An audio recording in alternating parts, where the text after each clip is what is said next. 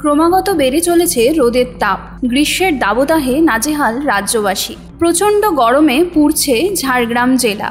নাজেহাল অবস্থা ঝাড়গ্রামের মানুষদের। তাপমাত্রা ৪৫ ডিগ্রির ওপরে উঠে যাচ্ছে। তার থেকেও সমস্যা অনুভূতি। তাপমাত্রা যা তার থেকে অনুভূতি প্রায় ৬ থেকে ৭ ডিগ্রি বেশি। ফলে কখনো অনুভূতি হচ্ছে ৫০ ডিগ্রি ছাড়িয়ে গেছে। সকাল ৭টার পর বইতে শুরু করছে গরম হাওয়া। ফলে চরম সমস্যায় পড়ছেন সাধারণ মানুষ।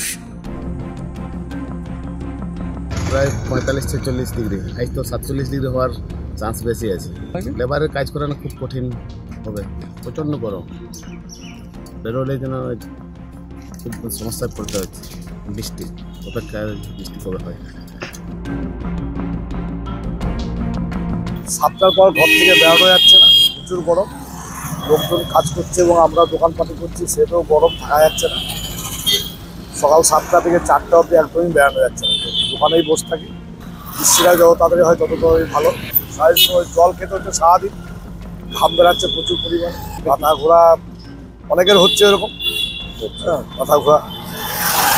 এই রোদে একদমই রাস্তায় বেরোনো যাচ্ছে না, তাপমাত্রা এত মুখে লাগছে, একদমই হচ্ছে। ঝাড়গ্রাম থেকে নিজস্ব প্রতিনিধির রিপোর্ট, এএনএম নিউজ। আরও খবরের আপডেট পেতে সাবস্ক্রাইব করুন আমাদের ইউটিউব চ্যানেলটি আর বেল আইকনে ক্লিক করুন নোটিফিকেশনস পেতে।